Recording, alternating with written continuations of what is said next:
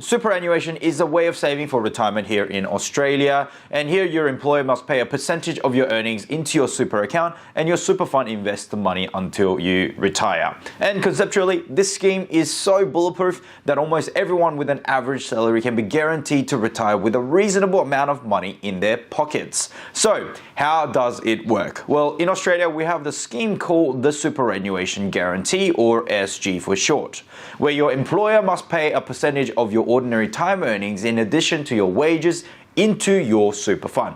And the SG rate in Australia currently sits at 10.5% per annum, and it is set to rise 0.5% per year till it reaches 12% in July 2025. And in Australia, salary negotiations typically occur on a sum that is exclusive of the SG rate. So if an employer offers $100,000 for your salary, then it usually means super is paid on top of that pay package, and so $100,000 will be your income, and your employer will pay an extra 10.5K to go towards your super. This money is then passed off to what's called Superfunds, and they can invest in varying types of Superfunds with a different risk factor.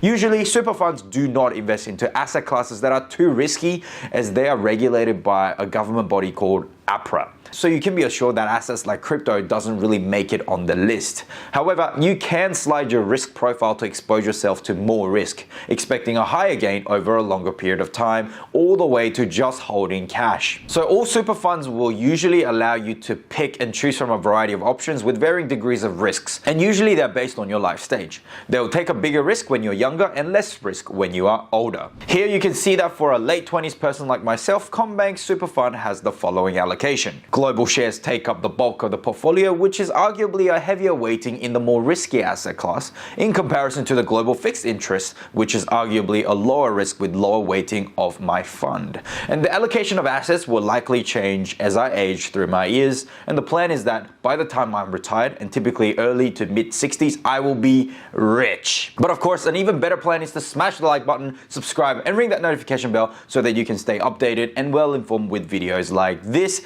It costs absolutely nothing to do and will be valuable beyond your wildest dream. And now jumping back into the video, how much do super funds return? Well, let's have a look here. As you can see, different mixes of investments have consistently performed on average between 9 to 10% per year. We can also see that international shares have done exceptionally well, but the whole point of super is to diversify the risks, so the mixes of asset classes are important to serve this purpose. And here we can typically get a 9 to 10% per year, which is quite good. It should be a good hedge against inflation. Data shows here that for the past 30 years, the government aimed to keep inflation around 2 to 3%. Although these days, because of higher money printing, the conversation can be a little bit different. And without factoring in 2022, the real data on inflation for the last 60 years for Australia has been on average 4.66% per annum. So investing in super clearly beats inflation, which is good, and then some more through compounding. So let's put some numbers behind what this looks like. I've done some high-powered mathematics to help you visually understand what the heck is going on. So let's begin. It's quite typical that you work 45 years on average from say 20 years old to 65.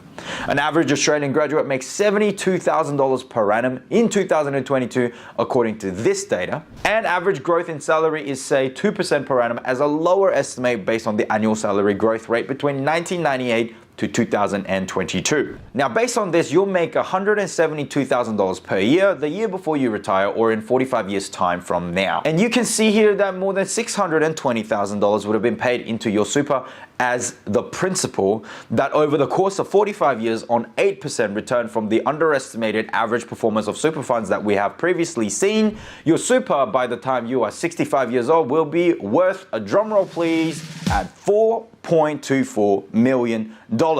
Not bad at all, but now taking into account the average inflation over the last 60 years at 4.66%, that $4.24 million will be worth $546,000 in today's dollar values, which is still pretty decent.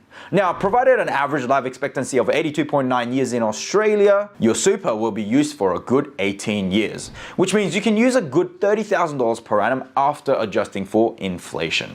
Now take note that this is for a very average income with underestimation of average performance on super funds. And this does not account for any other income that you may have secured from your investments, such as your own property and other investments. And if you do want to live it up, spending more than $30,000 per annum in the later years of your life, then I'd say make some good investment choices now into good assets so you can be a baller granny. Call it what you will, but this is quite decent on a global scale when it comes to retirement planning, and it takes a big load off government resources and tax money. So let's put it in a different way. If you only received a $1,550 pay rise every year, your final salary before you retire will be just above $140,000, and your super will still sit strong at $4.1 million. So looking at the graph again, the time value of money is the strongest factor. In Australia, super funds are heavily regulated by APRA, as there needs to be transparency and regulation within the super fund industry. However, there is a real risk to your money in Australia, as there can always be risk for citizens, as the operations aren't always free from scams and frauds. And as every working Australian technically has super, the superannuation industry is very, very big. There is currently a total of $3.4 trillion in super funds as of 2022.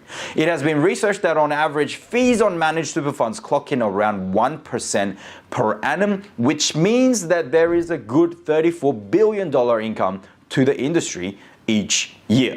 But the fees do range, so make sure you pick out a good super fund that doesn't charge you too much. Usually this fee is taken out of your fund, and as you know, the time value of money can be very, very powerful for you. An extra dollar today can go a long way in the next 45 years. In fact, just $100 today is worth $4,832 in 45 years if it is invested in a fund that generates 9% per year. So the way you spend your money now is very, very important for your retirement. In Australia, there's also a way to self-manage your own super funds, and this is called self-managed super funds, or SMSFs.